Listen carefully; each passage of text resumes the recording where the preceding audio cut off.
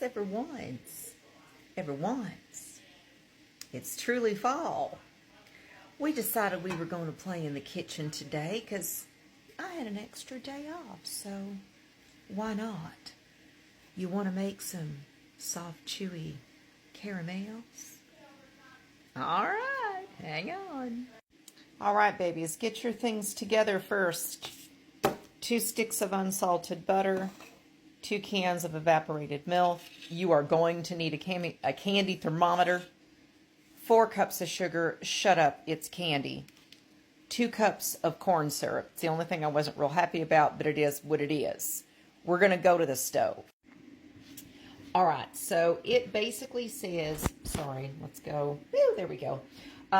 We are going to melt the butter, the sugar, the corn syrup, and 1 teaspoon of salt. And we're going to bring it to a bowl. And once we get it to a bowl, it's kind of like oil, but with the B, then we are going to slowly stir in the evaporated milk, 1 can at a time, taking about 10 minutes per can. Look, good things come to those that wait. I'm just saying. I do like caramel or caramel, which, let me put that on a little. We need that on the little eye. I don't want it on the big one. Let me do this because we want that out of the way. I'm going to bring my other things over here real quick, too. Okay? Okay. If you're smart, like I wasn't, if you'll spray a little bit of release spray, like Pam, or, you know, the old spray, when you're doing molasses or corn syrup or whatever, this will just slide right on out of here. Yeah. Did I do that? No. No, I didn't. I would suggest silicone or a whisk because this gonna get hot, babies. And I'm not sure if a regular spatula would do the deal. This is kind of a trial run. I want to see if this is going to turn out, and if it is, it's going to be one of the snackies that I take for our fall fiat run that is coming up the first week in November. And this is something that a few of my friends can have. I've got a couple that are gluten-free, and they can still have this because there's no gluten in caramels. I might make what I'm thinking about with this one. Let me get my teaspoon of salt in there.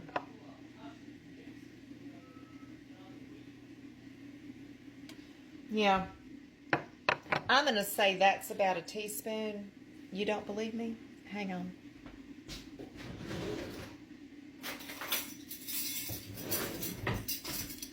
I'm going to do the Justin thing and show you that that is actually a teaspoon.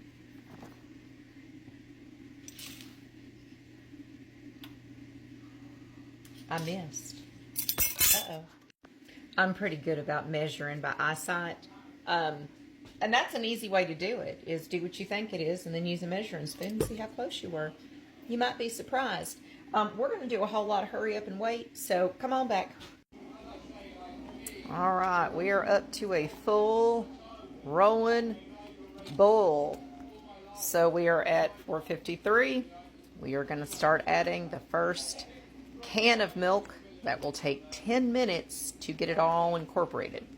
All right, we are right about the halfway mark and should be about halfway done with this first can of milk.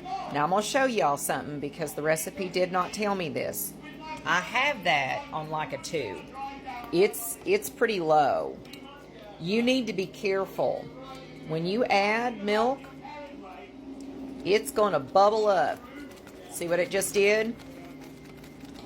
Now let me tell you something. If you've never had hot sugar on your skin, thank the Lord above. That is one of the worst burns you will ever have in your entire life because it just keeps burning. Y'all need to be careful. I probably should have put this in a bigger pot, but it's too late now. Make sure you put this in a deep pot. This is nothing to play around with. Also, do you see how the color's starting to change? Yes, we want to get that a nice deep color at the end.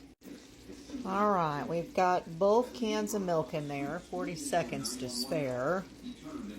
I want this to get a little bit darker, and then we're going to put the candy thermometer in, and we need to get this to anywhere from 235 to 285 degrees. Then we'll put it in the parchment paper lined container. All right, we are right at basically an hour total time. I got it up to about 240 degrees, stirring this constantly because it will burn if you don't. So get a chair. You can see the nice beautiful color that it is. I'm really happy with that. We're going to stir it down a little bit, and then we're going to get it into the pan. All right, so here we are. This is quite thick. We're going to take a little bit of our flingy song. We're going to do these on the top. There we go. Oh, isn't that pretty? That is pretty. This is going to go into the refrigerator for at least 30 minutes. All right, I lied. It's the next day. So this sat in the refrigerator all night long. It's coming to room temperature, so we're getting kind of sticky. She's also fiac, okay? So what I'm doing is, I've rolled a bunch already.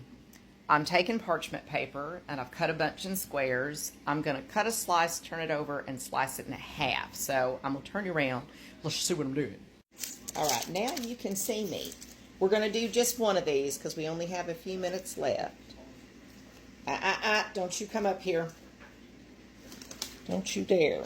Okay. It's getting soft again because it's been out of the refrigerator for a hot second.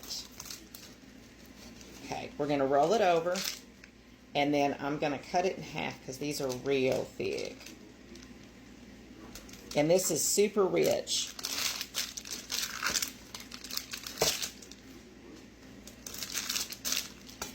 Okay, that one already has sea salt on it. So I'm going to steal a little out of the box that I got you held up on. And we're going to lay this one up just like that. Sprinkle a little sea salt on it. And then we're going to cut these into bite-sized pieces. This is really rich, so I'm making these kind of small. These are very soft. I recommend you suck on them rather than chew on them. Brush your teeth directly after, because sticky foods are the worst for your teeth. I'm just saying. I'm going to get these cut, and then I'm going to wrap one and show you how we did that. Because we're running out of time. Where are we at? Oh, 8 minutes. Okay. Take you a piece of parchment. Put your little piece of caramel in there. Roll him up all nice and snug. And then you're going to pinch and twist, pinch and twist. Just like that. Now, for the sake of y'all, I'm going to try a little piece. I'm not going to lie. I had a piece last night, but you can see how soft. Look how soft that is. My God. Look at it. That's delicious. And if you ain't making that for Christmas, I don't know what's wrong with you. I'm trying to suck on it, not chew it, because it's so bad for your teeth. I am going to make these for Christmas. We might try the chocolate version. Homemade, soft, chewy caramels or caramels, depending on where you are. Y'all want the recipe again? I mean, I gave it to you, but it's Pinterest, so, you know, come on back.